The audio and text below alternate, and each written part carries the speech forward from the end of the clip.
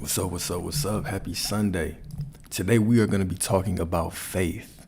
And we're going to talk about faith wrapped up in this interesting concept called the placebo effect, which is really the God within you effect. So we're going to talk about this from a scientific perspective. I'm going to give you real world examples, and I'm going to talk about how your faith can get you whatever the hell you want. All right? Cool. So the title of this, oh shoot, let me turn the volume down. Okay, so the title of this is The God Within You, or the placebo effect. Okay, faith over fear, trusting to pull your soul into the unknown. All right, let's get into it. So the first thing we're going to talk about is an experiment. Okay, this is an experiment. It's called Kurt Richter's Hope and Faith Experiment, done in 1957. Okay, so the setup is Dr. Kurt Richter placed wild rats in a container of water and timed how long it took for them to drown. On average, the rats swam for about 15 minutes before succumbing to exhaustion and drowning. All right, so the twist is that in a second round of testing, some of the rats were removed from the water after 15 minutes, dried off, and allowed to rest. Then they were put back in the water for a second round. In this second round, the rats didn't just go another 30 minutes, another hour, another 3 hours. They swam for up to 60 hours before they stopped. These rats were drowning after 15 minutes. Then they went in, they saved the rats after 15 minutes, dried them off, put them back in there. And instead of just going for another 15, 20 minutes, 10 minutes, an hour, they went for 60 hours. Why? This is the power of hope. All right. The crucial difference was that these rats had been given a brief rest, and they seemed to believe that there was hope that they would eventually be rescued. It wasn't the physical rest that made them swim for hours on end. It was the belief that something would change for the better. They didn't give up because they had faith that someone would come and save them. They had faith somebody would come and save them. This is the power of your faith. And I think, oh, it's just rats. All right, let's talk about it from a human perspective then. All right. This experiment has been cited numerous times as an example of the power of hope and faith in sustaining individuals or animals, even in extreme conditions. It demonstrates that when someone has faith that things will improve, they can endure far longer than they could have under the belief that there is no hope. All right. So now let's get into the placebo effect, the God within you effect. All right. Scientific proof that your mind is a lot more powerful than you believe it is. And there's a lot of things that you could do if you actually put your mind to it. Right? When we talk about life and getting the life that you want, the key thing is your faith in your vision, in your desire has to be stronger than the doubt. It has to be stronger than the doubt that other people project on you. It has to be stronger than the doubts you're going to have when you look at your external environment. Your faith in your vision. You have to look at your vision, your desire as holy, as sacred. You have to form a spiritual bond with that vision. Universe, the Most High, God, I don't care whatever you believe in, gave me this vision for a reason. Gave me this vision for a reason. Now what I'm going to do with it. Bianca, what's up, man? All right. So the power of positive expectation in humans, the placebo effect, aka the God within you effect. A very similar demonstration of faith's power is seen in the placebo effect.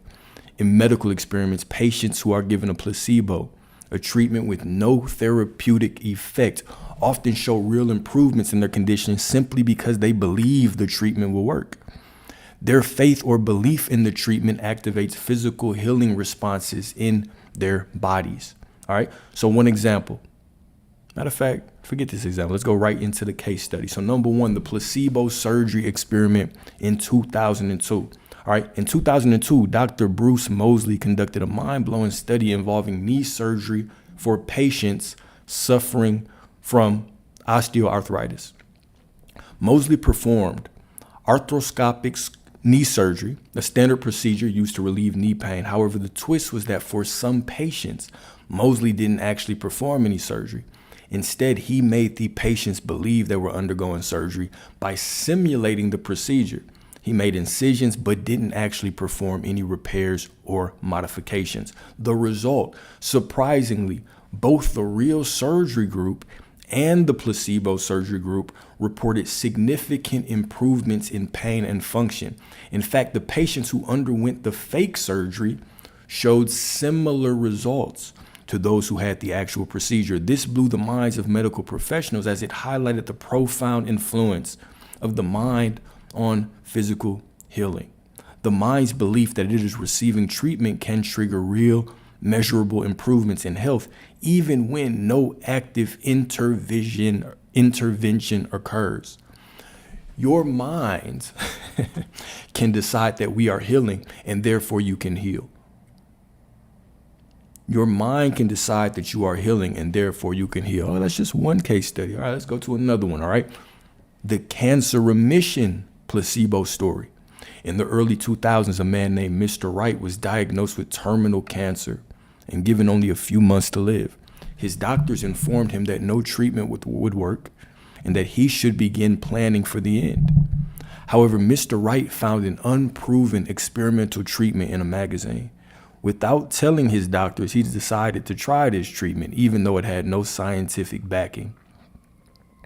After 6 months of following the supposed treatment, Mr. Wright went back to his doctors, who were shocked to find that his cancer had gone into remission. He was, in fact, cancer-free. The doctors were puzzled because the treatment had no scientific validity.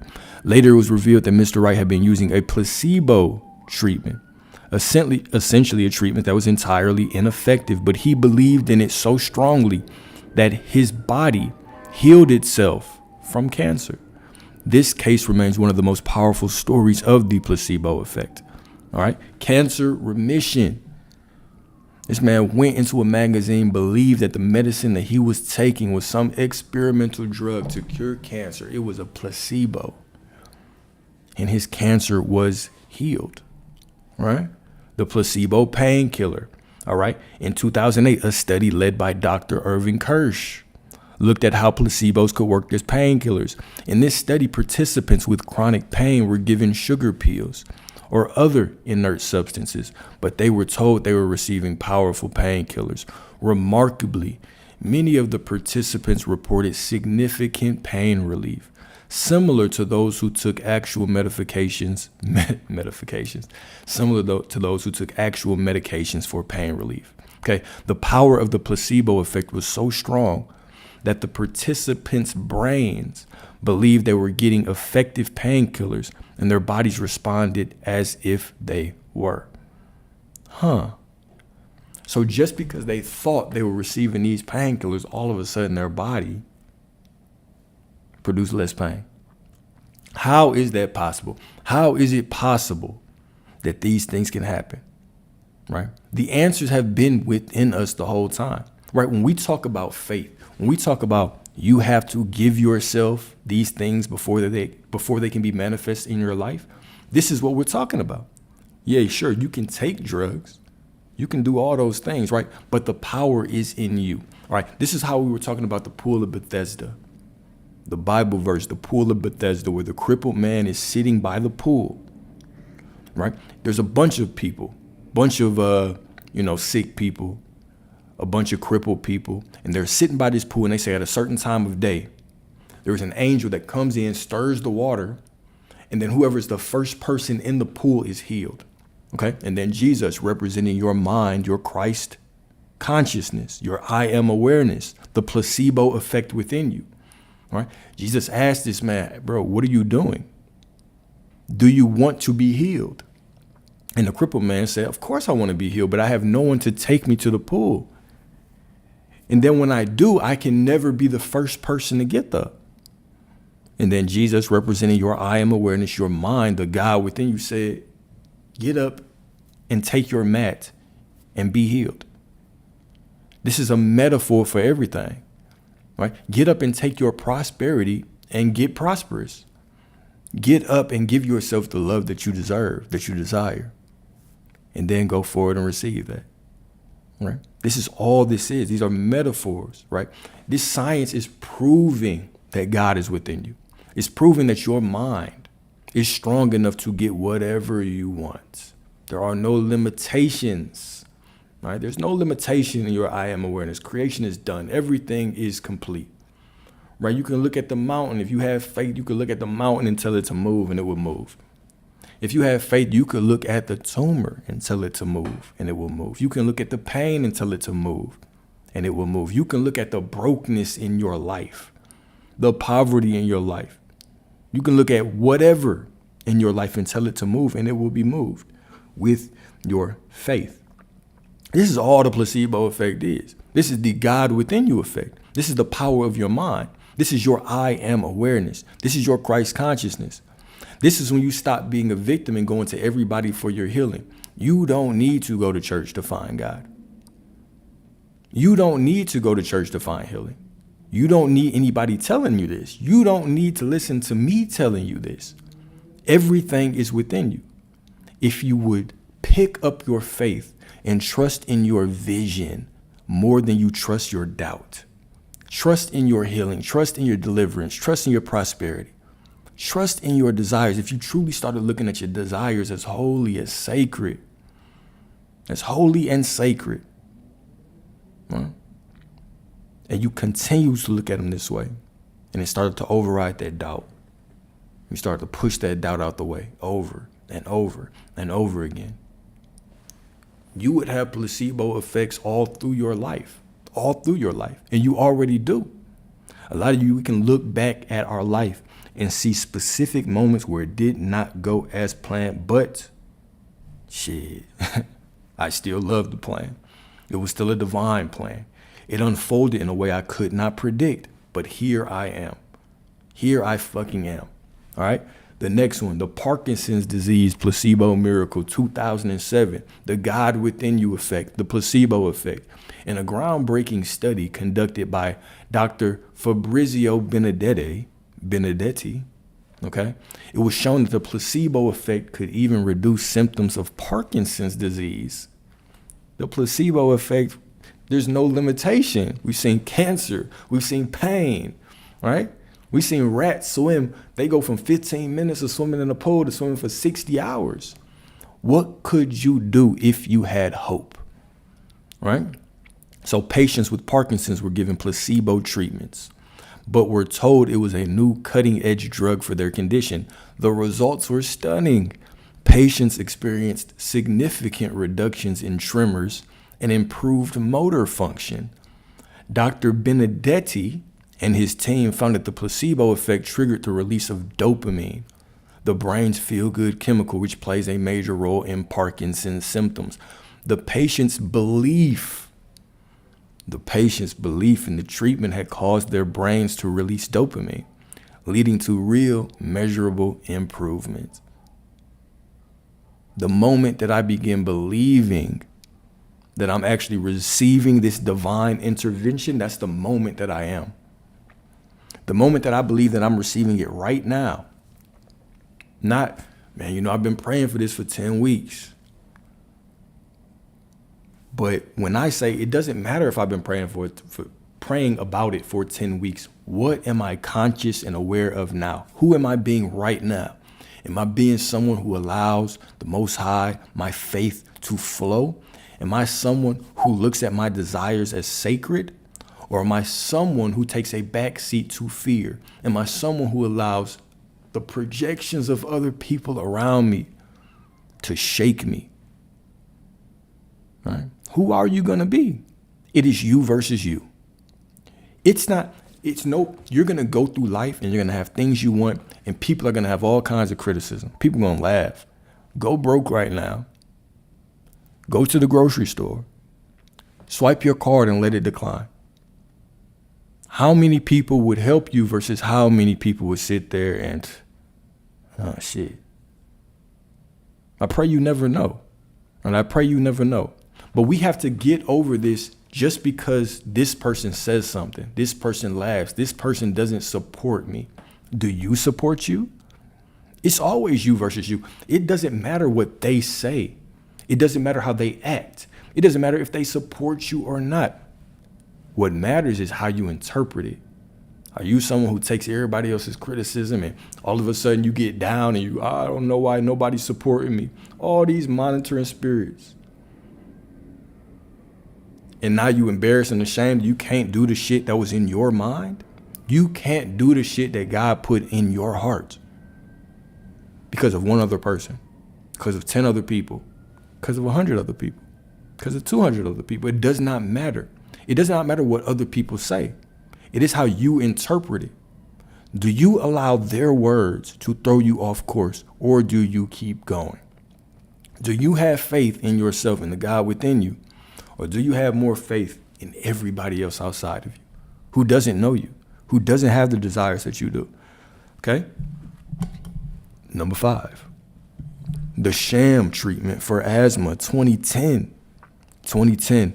In a remarkable case published in 2010, a group of asthma patients was given a sham treatment, a fake drug, but told that it was a revolutionary new medication that would help control their asthma. The results: the patients not only reported feeling better after taking the placebo treatment, but they also measured an improvement in their lung function as shown by asthma testing. We're not just going off of what they say. We're going off of true testing. We testing your lung capacity after we gave you this sugar pill, this pill of nothing, and now it's better. And now you report that you feel better. This is proof, right? This is proof. Like, it's like the Most High is trying to give it to you in all these different ways. You can read this text. You can look at nature and see it. You can look in your past and see it. You can look at what they call the placebo effect, a little fancy word for the God within you effect. You can look at it however you want, but you see this occurring over and over and over again, where your faith can move a mountain, where your faith can do whatever you need it to do in your life, whatever you need it to do, right? You just have to lean in it more than you lean into that doubt. You have to lean into your faith more than you lean into your doubt. All right. So the illusion of safety, why fear keeps you stuck. Imagine standing at the edge of a cliff, not knowing what's below, but feeling an undeniable pull in your soul to jump. That is the essence of faith, the courage to leap into the unknown, guided by an inner desire you can't explain but know is true. How do you tell the difference between fear and intuition? How do you trust the pull of your soul when everything around you screams for safety? So let's go back up top. All right. This is a story that set it off. Okay. And I really want to think about this, right? Because we went through the placebo effect, the God within you effect. But check this out. All right. So Kurt Richter's hope and faith experiment. This is a popular experiment. You probably heard it. Okay. You've probably heard it. It's a popular experiment. So Dr. Kurt Richter placed wild rats in a container of water and timed how long it took for them to drown. On average, the rats swam for about 15 minutes before drowning. He was just letting them drown. 15 minutes, all right, hit the timer, they drown. 15 minutes, hit the timer, they drown. Now let's do it again. But this time at the 15-minute mark, what he did is he removed some of the rats, dried them off, gave them a little break, and then threw them back inside the water. Now, the first thing I'm thinking is, okay, they might have went another 30 minutes. They went 60 hours. They went from drowning after 15 minutes to surviving 60 hours. This is the power of your hope. This is the power of your faith, that you can always go a lot further than you think. You can go a lot further than you think. Right? So the crucial difference was that these rats had been given a brief rest, and they seemed to believe that there was hope that they would eventually be rescued. It wasn't the physical rest that made them swim for hours on end. It was the belief that something would change for the better. They didn't give up because they had faith that someone would come and save them. Now, the beautiful thing about you versus a rat is that you have a soul, that you have this God power within you. You have this free will within you. You're not just operating off of pure instinct, right? You have the ability to think in a very clear and decisive way. And so no one has to show you your ability to overcome difficult situations. You just have to put your faith into practice over and over again and allow it to carry you to where you need to go. All right? Allow it to carry you to where you need to go. So fear often masquerades as safety, right? Society conditions us to avoid risk, stay in our comfort zones, and play it safe. Right? When I talk about the unknown, right? This is the soul expanding space. This is the space where you grow the most. The unknown in every situation, the unknown in relationships. When y'all finally start arguing, because you got past that little rinky-dinky honeymoon phase, right? Now you're getting into real conversations. And y'all are trying to figure out how to work through these situations. You are in the unknown. In the unknown is where intimacy is built, vulnerability is built, compassion is built. That is when y'all really see if y'all are down to do this or not, right? This is referred to as the wilderness in the Bible. Jacob was in the wilderness. When Jacob was in the wilderness, he saw the ladder, Jacob's ladder leading to heaven, right? At the top of the ladder was the Most High, right? And then up and down the ladder were these angels, right? And it's at that moment where Jacob came to the realization, oh shit, Christ is everywhere. God is everywhere, right? I almost said Jesus. Christ is everywhere. Your Christ consciousness is everywhere. God is everywhere, right? The Israelites fleeing from Egypt when Moses came and delivered them. Keep in mind, Moses had a lisp and a stutter. And God tapped him and said, you're the one. He was also the prince of Egypt, right? He was persecuting his own people. We can put it like that, right? But God tapped him. He went into Egypt, performed various miracles, pulled the Israelites out of there. And then even when they were fleeing, they had to stay in the wilderness. They had to stay in the wilderness too. Jesus, right? Jesus had to be in the wilderness. He had to fast for 40 days in the wilderness before he was crucified. He was tempted by the devil, right? And even when he was tempted, which represents the circumstances in your life, right? Some of those temptations might have been kind of tempting to him. Throw yourself off, man. Surely the angels will catch you, right? So we see that no matter what you are doing in your life, you're going to have this wilderness, this unknown, this soul expanding, consciousness expanding experiment or place that you're going to be placed in, and you're going to have to lean on your faith very heavily so that you can actually make it to the other side. All right. So faith is taking the first step even when you don't see the whole staircase. All right. So what have you missed out on because fear has kept you stuck in a place of comfort? Okay. How would your life be different if instead of staying in the comfortable place, you actually chased the desires that God placed in your mind and you pursued them with faith? How would your life be different? Okay. So faith is a force of transformation. Faith isn't just a belief, it's an action. Okay, when you walk boldly, it's faith in motion. The truth about life is that we are programmed to doubt, and we're programmed to be hesitant, and we're programmed to seek predictability. And if you really want to stand out for the crowd, if you want to become exceptional, you're going to have to build your faith up. Because faith is a muscle, just like discipline is a muscle. Right? The first time you go into the weight room, if you've never lifted a weight, the first time you lift a weight, you might be sore. But eventually you get stronger and you get better at it. This is the same with discipline. Or this is the same with faith. Okay, faith is not a one-time action. It is an action that you refer to and you reference over and over again. It becomes a lifestyle. It becomes a lifestyle. You know, the answer to the question, how long do I have to work on my self-concept until it feels normal? You have to work on it until it feels normal. And you'll still be constantly expanding because you are a being that never stops. You never stop your growth, right? So your faith is something that you're going to have to work on forever, indefinitely, right? But this is where your life changes. Is that when you start to realize that, oh shit, I've been outsourcing my power to the world all this time. I've been outsourcing my power to the church. I've been outsourcing my power to the corporate environment. I've been outsourcing my power to all these things. But the prosperity of the Most High has always been in me. It has always flowed through me, and it's been activated by my faith. And if I can just look at these examples, but I gave you like 5 examples of the placebo effect, aka the God within you effect, where these people were just getting sugar pills and cured of cancer, cured of Parkinson's disease, right? What could you cure in your life? What could you accomplish in your life if you stood in your faith instead of standing in your fear?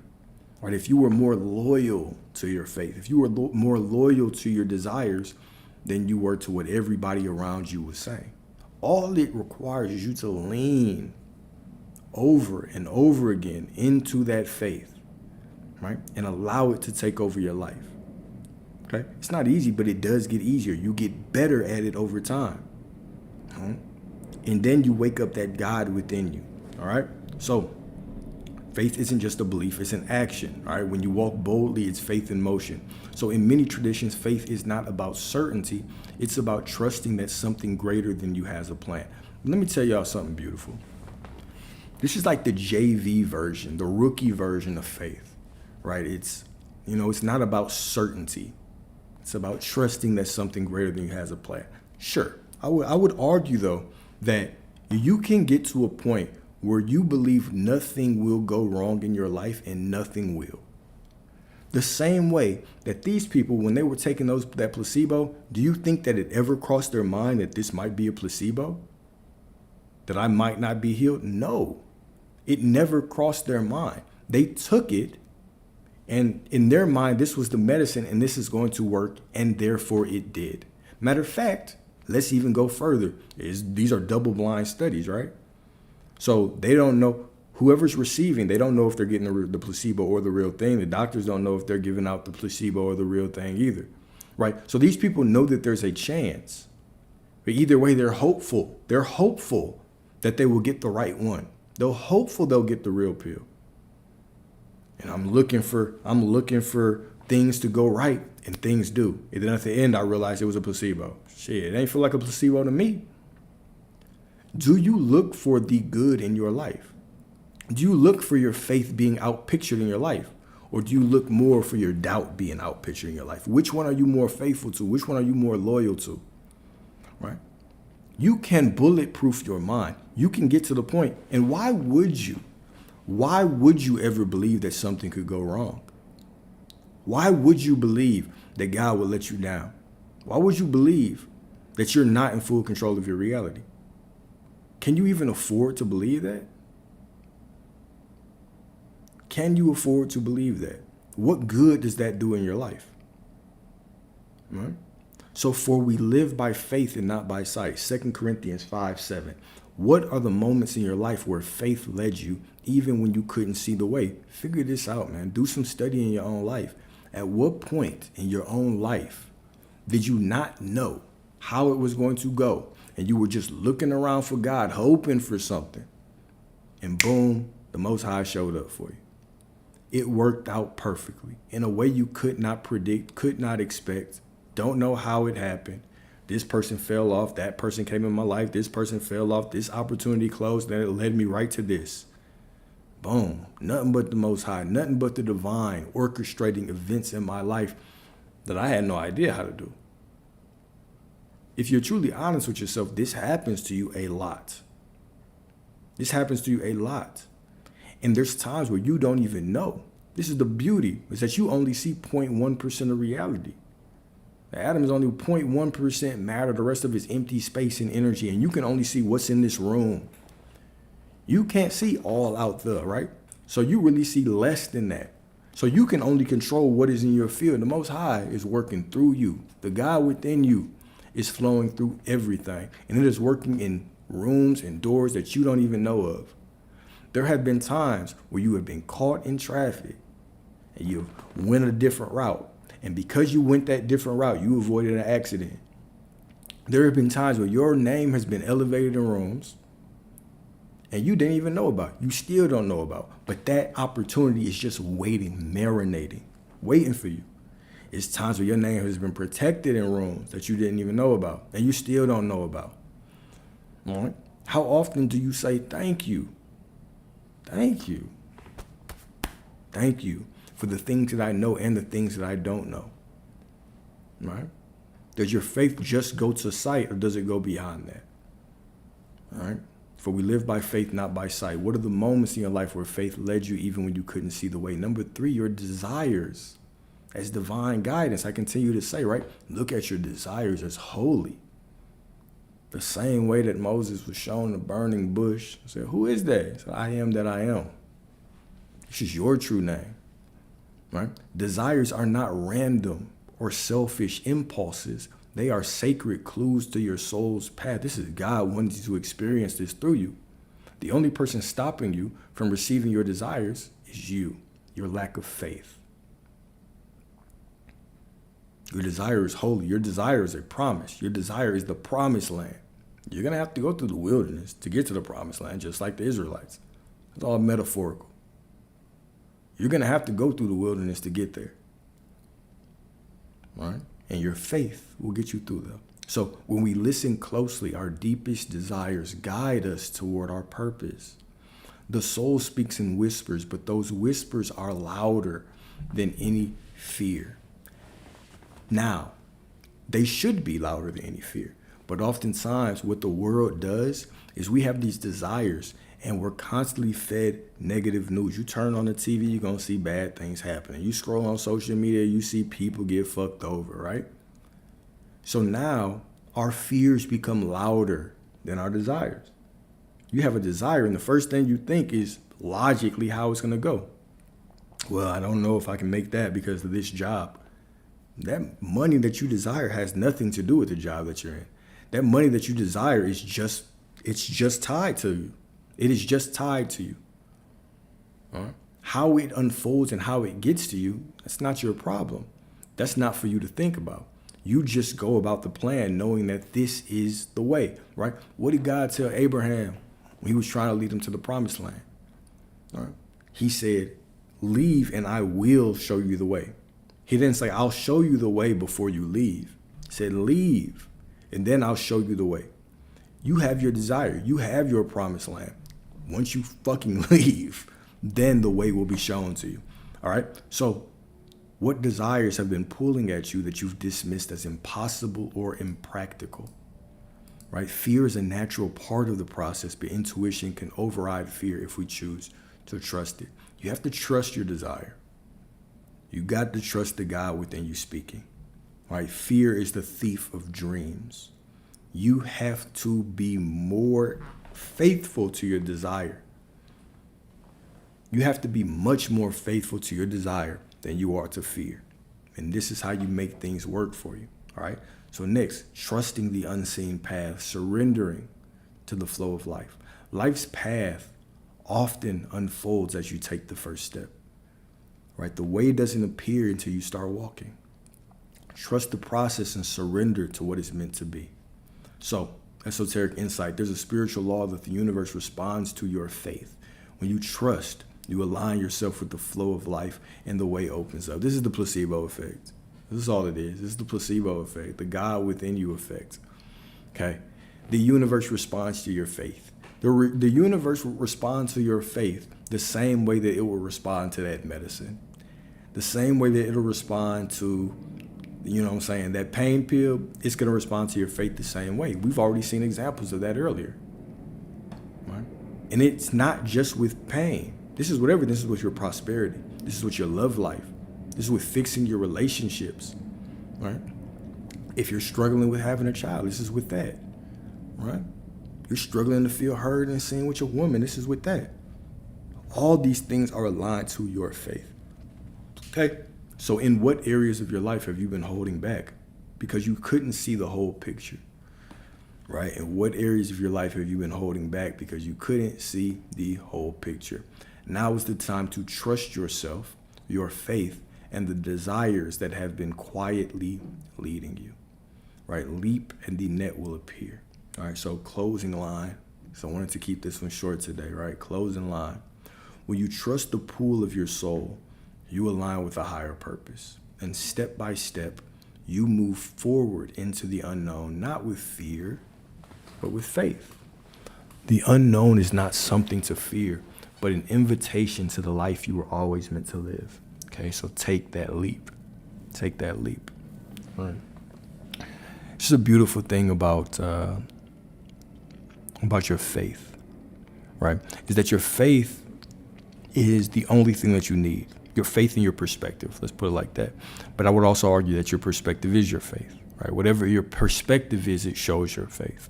Are you someone who can walk through life with the knowing that everything is going to work out for you? The knowing that nothing can go wrong. The knowing that, you know what I'm saying, the God within me walks before me and makes my way. Are you someone who can believe in that wholeheartedly, 100%, no matter what it looks like, no matter what you're feeling? Can you believe that and know that in your heart? And if you can, this is when the world begins to unfold in this divine, beautiful way for you. And this is what you deserve. This is what you came down here to experience. This is what you came down here to do. You came down here to awaken. You came down here to awaken that Christ consciousness within you, right? You came down here to put your I am awareness to use, to focus on the things that you wanted. It just so happened that the world has programmed you along the way to step out of your divinity, to step out of your godhood, to put your power to everyone else, to outsource your power to everyone else, right? But you're above that. You are a divine being. You are a God. You are a goddess, right? Nothing less, right? Now, like I always say, you can argue for your limitation as much as you want, right? Other people can argue with you and argue for their limitation, right? But that's just the reality that they live in, right? You have the power to change your reality with your belief. The same way that this person can change their cancer diagnosis just by believing that they were taking a medicine. You can change your financial situation with belief. You can change the trajectory of your relationships with belief. You can change your health conditions with your belief, right? It's all within you. There's nothing outside of you. Everything that you need is within you. This placebo effect, the God within you effect is the perfect, I guess metaphor would be the right word, perfect example. It's the perfect example of this. Is that there's everything you need is within you, even your healing. Right?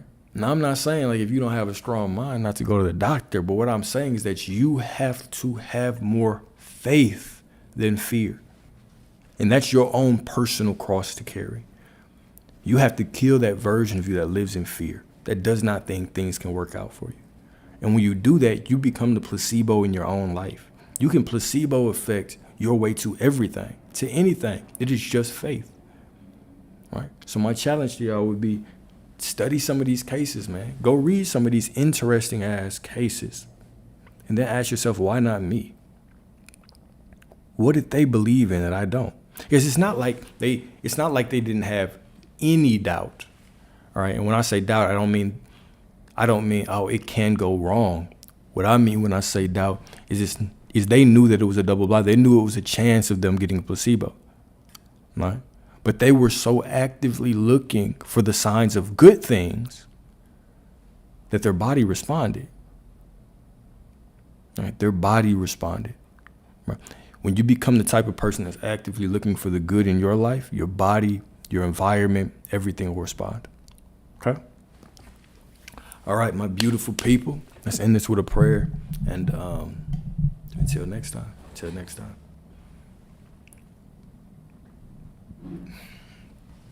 All right.